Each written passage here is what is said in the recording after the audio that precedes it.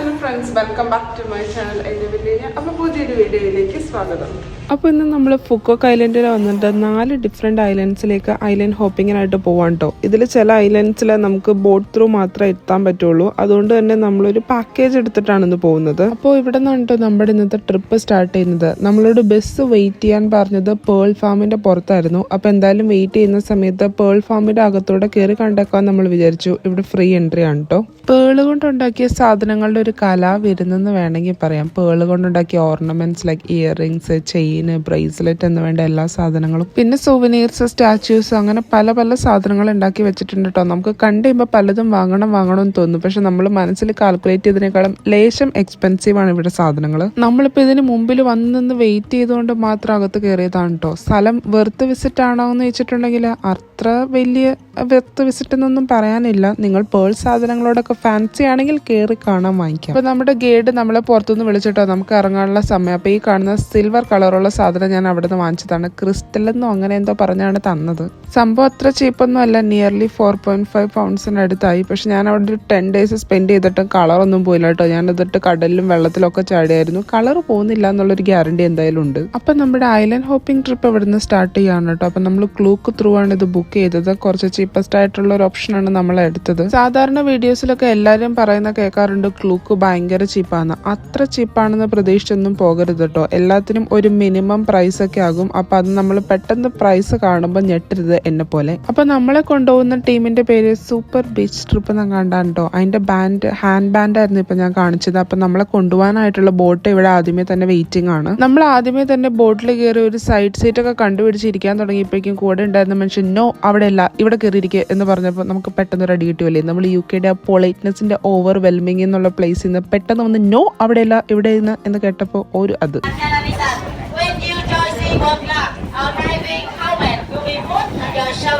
അമ്മച്ചി എന്തൊക്കെയോ കാര്യമായിട്ട് പറഞ്ഞിട്ടുണ്ടായിരുന്നു. സീ വോക്കിങ്ങിന്റെ പരിപാടിയാണ് ഇവിടെ. സീ വോക്കിങ്ങിന് പോകുന്ന സ്ഥലമാണ് കേട്ടോ ഈ കാണുന്നത്. ഇടയ്ക്കിടയ്ക്ക് പൊങ്ങി വരുന്ന കൊമളകൾ സീ വോക്കിങ്ങിന് ഇറങ്ങിയവരുടെ കൊമളകളാണ്. അപ്പൊ ഫസ്റ്റത്തെ ഐലൻഡിലാണ് നമ്മൾ സീ വോക്കിങ്ങിന് പോകുന്നത്. ഫസ്റ്റത്തെ ഐലൻഡിൽ എത്തിയപ്പോഴാണ് നമുക്ക് മനസ്സിലായത് അത് മാൻമെയ്ഡ് ആയിട്ടുള്ള ഒരു ഐലൻഡ് ആണ്. ഫ്ലോട്ടിംഗ് ആയിട്ടുള്ള ഒരു ബോട്ടോ അല്ലെങ്കിൽ ഒരു ഷിപ്പോ പോലത്തെ ഒരു സാധനം എന്ന് വേണമെങ്കിൽ പറയാം. അപ്പൊ നമ്മുടെ ഇന്നത്തെ ഗൈഡഡ് ടൂറിനെന്ന് പറഞ്ഞൊരു 38 to 40 പൗണ്ട്സിന് ഇടയ്ക്കാണ് ആയത്. അതിനകത്ത് ആക്ടിവിറ്റീസ് ഒന്നും തന്നെ ഇൻക്ലൂഡഡ് അല്ല. ഈ ബോട്ട് ട്രിപ്പും അതുപോലെ തന്നെ ഇടയ്ക്ക് ഫുഡും പിന്നെ എല്ലാ ഐലൻഡ്സിലേക്കുള്ള എൻട്രി ആണ് ഇൻക്ലൂഡഡ്.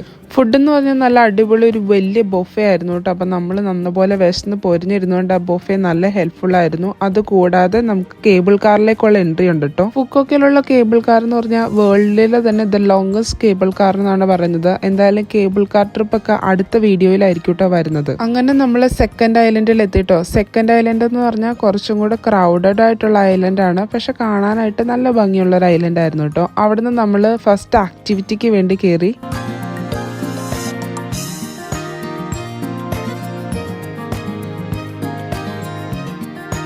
ഇത് നമ്മുടെ ഒരു ഫസ്റ്റ് ടൈം എക്സ്പീരിയൻസ് ആയിരുന്നു കേട്ടോ. എനിക്ക് ഹൈറ്റുള്ള സാധനങ്ങളിൽ കയറാൻ പൊതുവെ പേടിയാണ്. പക്ഷെ ഇത് പിന്നെ ചാടിയാലും വെള്ളത്തിലേക്കായിരിക്കുമല്ലോ ചാടുന്നത് എന്നുള്ളൊരു ധൈര്യത്തിലാണ് കയറിയത്. എന്നാലും ഇടയ്ക്ക് വെച്ച് എനിക്കൊരു പേടിയുണ്ടായി. നമ്മൾ കെട്ടിവെച്ചേക്കുന്ന സാധനം ബോട്ടിൽ നിന്ന് അങ്ങനെ വിട്ടുപോയി ആകാശത്ത് പറന്നു പോകുന്നു.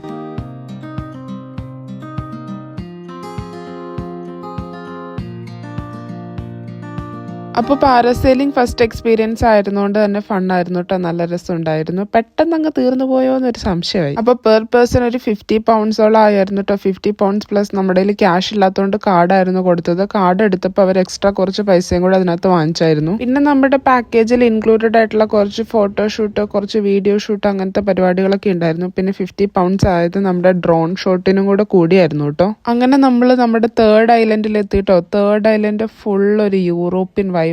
അവർ completely Asia converted to Europe എന്ന് വേണമെങ്കിൽ നമുക്ക് പറയാം. നമ്മൾ ഈ വണ്ടിയിൽ ഫസ്റ്റ് തന്നെ കയറി ഡ്രൈവറോട് സീറ്റ് പിടിച്ച് ഫ്രണ്ടിൽ കയറി ഇരുന്നിട്ടുണ്ട്. നല്ല കളർഫുൾ ആയിട്ടുള്ള സ്ട്രീറ്റ്സ് എന്ന് വേണമെങ്കിൽ പറയാം. ഇപ്പോഴും ഇവിടെ കൺസ്ട്രക്ഷൻസ് ഒക്കെ നടന്നുകൊണ്ടിരിക്കുക. ഈ കാണുന്ന ഫ്ലാറ്റ്സ് റൂംസ് എന്തൊക്കെയോ അവർ കൺവേർട്ട് ചെയ്തുകൊണ്ടിരിക്കുകയാണ്. But it's a colourful place. Phu Quoc island മൊത്തത്തിൽ വെർത്ത് വിസിറ്റിംഗ് ആണോന്ന് ചോദിച്ചാൽ it depends on what you want to see. ഇന്ത്യയിൽ നിന്നൊക്കെ ഒരുപാട് പേര് വിയറ്റ്നാം വിസിറ്റ് ചെയ്തു എന്ന് പറഞ്ഞ് ഫുക്കോക്ക് ഐലൻഡ് വീഡിയോസ് പൊതുവെ ഇടുന്ന ഞാൻ കാണുന്നുണ്ട്. ഫുക്കോക്ക് എന്ന് പറഞ്ഞിട്ടുണ്ടെങ്കിൽ വിയറ്റ്നാമിന്റെ കംപ്ലീറ്റ് സോൾ എന്ന് നമുക്ക് പറയാൻ പറ്റില്ല. ഇത് കൺവേർട്ടഡ് ആയിട്ടുള്ള ഒരു പ്ലേസ് ആണ്, ടൂറിസ്റ്റിനെ മാത്രം എയിം ചെയ്തിട്ടുള്ള ഒരു പ്ലേസ്.